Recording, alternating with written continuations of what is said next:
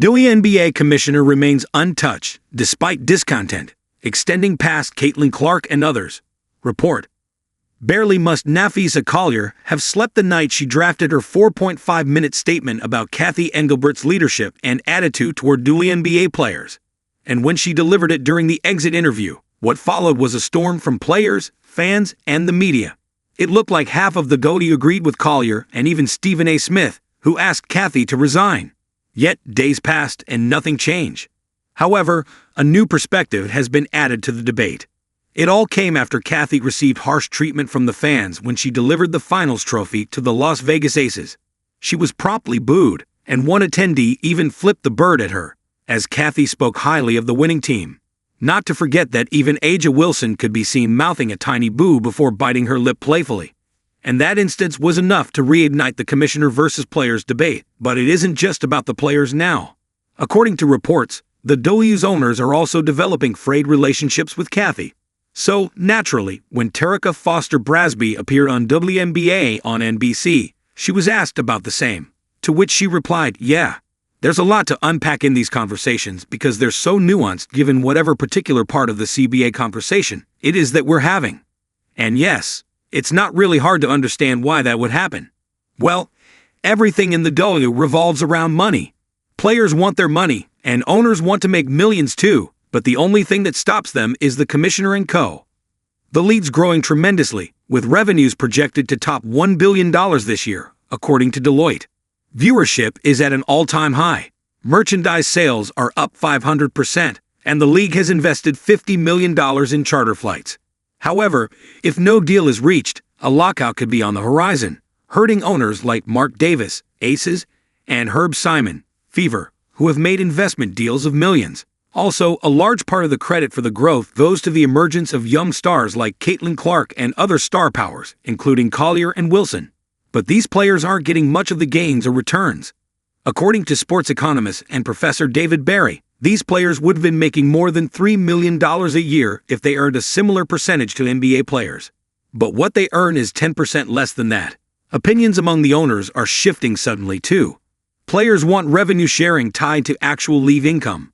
Owners want growth, but also sustainable models so teams can remain financially viable, thus creating a mutual interest in negotiating something that scales. How can that be done? Well, only if the league becomes more transparent with its revenue and stops hiding the facts behind closed doors. You can understand why there could be a relationship issue because look at the WNBA right now. It's at an all-time high, so we can see that it's a very lucrative business right now. Owners want their money too, and they want to get in, be a part of a financial investment that is continuing to grow, she added. The growth has happened across the league, and franchises are booming too. Back in 2022, the league secured $75 million in its first ever capital raise. Then it saw $925 million in new franchise fees from the teams it added over the last 3 years. Even the buy-in price has risen to $250 million in just 1 year from $50 million in 2023. And just last year alone, the W generated $76 million in sponsorship revenue. And here's the thing.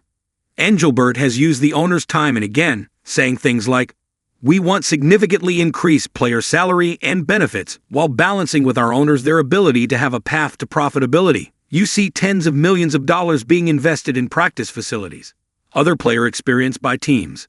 And while the owners were quiet at one point since almost everyone in the basketball world considered the lockout a joke, a baseless threat.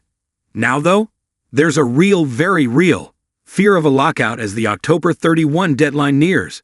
Despite a couple of meetings with the WNBA, the face of the negotiations, Engelbert hasn't been able to reach a conclusion. And Collier's comment, in which she called the W's leadership the worst in the world, has made it all worse. Now, a few owners who also have NBA franchises wouldn't mind a new commissioner who would be more helpful for the W to flourish. Still, it's most likely that Cathy won't leave, and it's not because she denied all of Collier's claims. Cathy's working for Adam, yes or no? When Cathy Engelbert took over the job, the W was in the middle of CBA negotiations in 2019.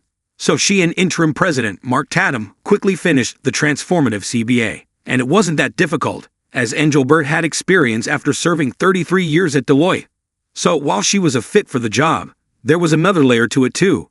She was hired by Adam Silver, the NBA commissioner, who gave her the title of commissioner.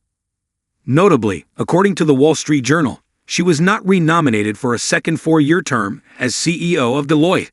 But as she got the new title, as the league's previous leaders were given the title of president, she became the first to be called commissioner. And yes, it was done with a motive, as Silver had the idea to empower her with the title. Ever since, she's been working for Adam. And no, we aren't saying this, but Terica said it herself on the same show. Cathy works for Adam. And technically, it's true.